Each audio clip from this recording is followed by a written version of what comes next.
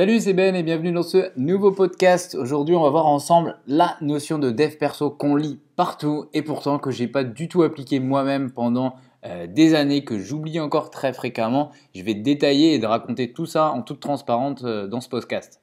Avant de te dévoiler ça, en dessous de cette vidéo, tu pourras accéder à un audit que tu peux y accéder. Je fais cet audit en vidéo où j'analyse directement l'ensemble de ta présence en ligne. Tu as une vidéo de 20-30 minutes et tu te retrouves en fait, je filme mon écran où il y a ton site web et je te dis directement en toute transparence ce qui va pas, ce que je corrigerai, ce que j'améliorerai, etc. Tu as tous les détails de ce fonctionnement de l'audit dans la description. Juste en dessous, je t'invite juste à y jeter un œil. Et avant de continuer sur ce podcast, sur cette fameuse notion de dev perso qu'on oublie tous et qui est primordiale notamment dans l'entrepreneuriat web, et je vais te montrer que c'est primordial quand tu te mets des objectifs, je voulais revenir aussi sur mon slogan qui me tient vraiment à cœur, le slogan devenir entrepreneur de sa vie. Pourquoi c'est un slogan? Et je suis vraiment très fier de ce slogan et pour moi il symbolise beaucoup de choses. Parce que devenir entrepreneur, c'est une chose, mais tu sais très bien que si tu veux réussir, et notamment sur le web, tu peux très bien connaître les meilleures stratégies du web. Très franchement, maintenant, toutes les stratégies sur le web, si tu veux, elles sont accessibles gratuitement sur le web. Si tu veux apprendre à faire de la publicité sur Facebook, tu vas déjà trouver une tonne de contenu gratuit sur le web. Mais tu as 80% de ton succès qui va être...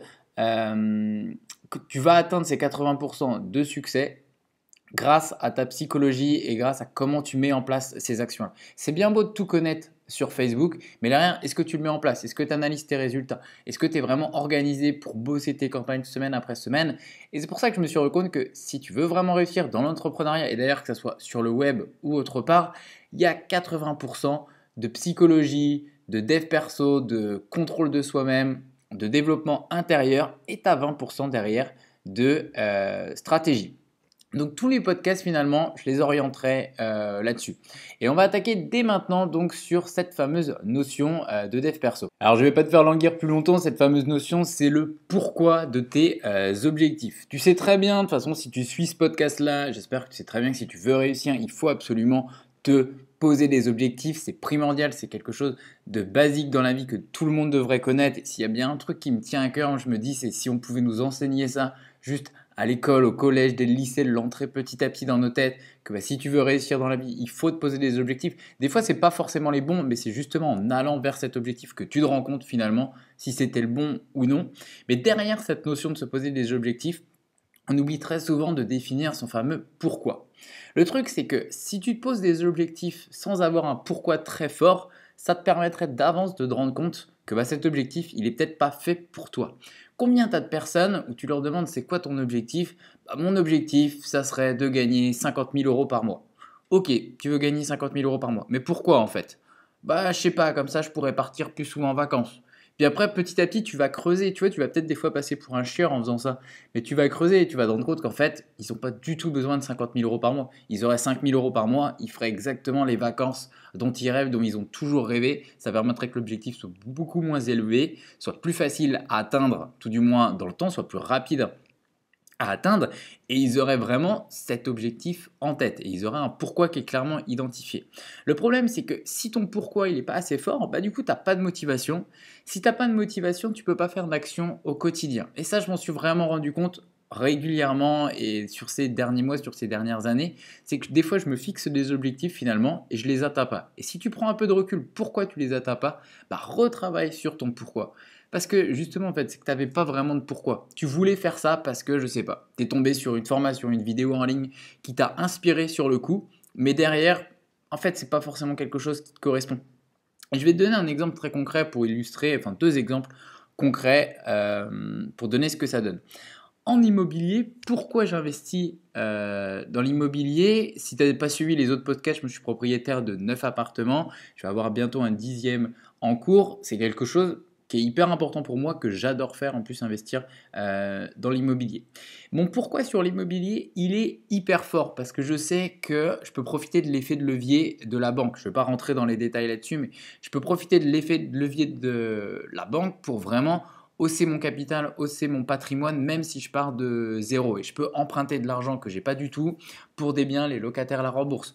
J'ai un pourquoi hyper fort parce que je sais que derrière, ça va me générer des revenus en automatique qui vont tomber tous les mois, même si je cache pas le côté que des fois, il peut y avoir des galères avec les locataires, que ça prend un peu de temps.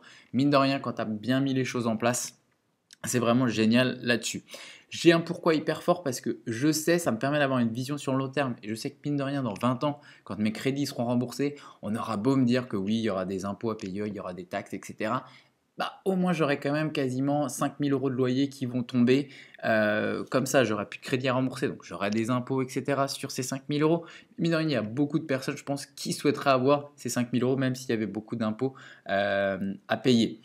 Il y a un pourquoi très fort parce que pendant très longtemps, j'ai été salarié à plein temps. Je sais que ce n'est pas quelque chose que j'ai envie de faire sur le long terme toute ma vie. Donc mon pourquoi il est hyper fort parce que je me dis, bah ok, là tu es salarié, c'est le moment d'en profiter, c'est le moment d'investir dans l'immobilier. Donc tu te lèves tous les matins, tu te dis, bah, plus tu vas entre guillemets te bouger le cul et investir dans l'immobilier, plus derrière tu vas pouvoir reprendre ton indépendance.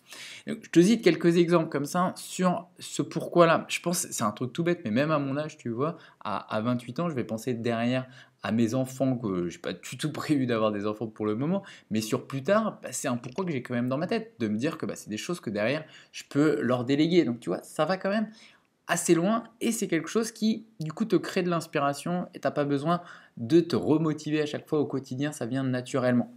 Et je vais te montrer le contre-exemple sur le web. Pendant très longtemps, j'ai un peu, ça fait maintenant depuis 5 ans que je travaille sur le web, que je gagne ma vie sur le web. Et il y a eu une période où j'ai un peu vivoté finalement sur le web parce que j'avais pas un pourquoi qui était assez fort. En fait, pendant très longtemps, je m'étais dit, bah, sur le web, si je gagne 1000 euros par mois, ça sera très bien. Et puis, je faisais des choses sur le web qui me correspondaient des fois pas forcément, tu vois.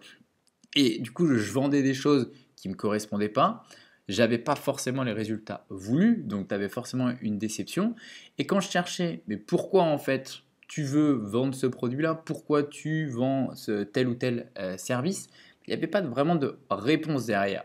Et je t'invite vraiment à faire cet exercice-là pendant 30 minutes, de te caler sur tes 3 objectifs, les 3 principaux objectifs que tu as dans l'année, et faire un listing de toutes les raisons pour lesquelles tu veux réaliser cet objectif. Moi, tu vois, je l'ai fait la dernière fois tout simplement dans un train. J'adore réfléchir à ce genre de choses dans un train, je trouve ça s'y prête complètement. Et pendant 30 minutes, bah, j'ai listé à fond toutes les raisons qui me passaient par la tête, sans me poser de questions, à remplir, pourquoi je voulais atteindre cet objectif. Je vais raccourcir ce podcast, je ne vais pas faire plus long et je t'invite à faire cet exercice dès maintenant ou à un moment où tu es inspiré, pourquoi tu veux atteindre cet objectif. Donc si par exemple tu as envie de booster ton chiffre d'affaires cette année sur le web, si tu as envie de passer vraiment un cap, pourquoi tu as envie de réaliser cet objectif? Est-ce que c'est pour inspirer plus de personnes? Est-ce que c'est pour toi augmenter ton niveau de vie? Est-ce que c'est pour tes proches? Est-ce que c'est pour tes enfants? Est-ce que c'est pour ta famille? Pourquoi tu veux réaliser cet objectif? Je te laisserai faire cet exercice là, maintenant, passe à l'action dès maintenant, contente pas juste d'écouter ce podcast-là. Et puis on se retrouve très bientôt pour un prochain podcast. Salut!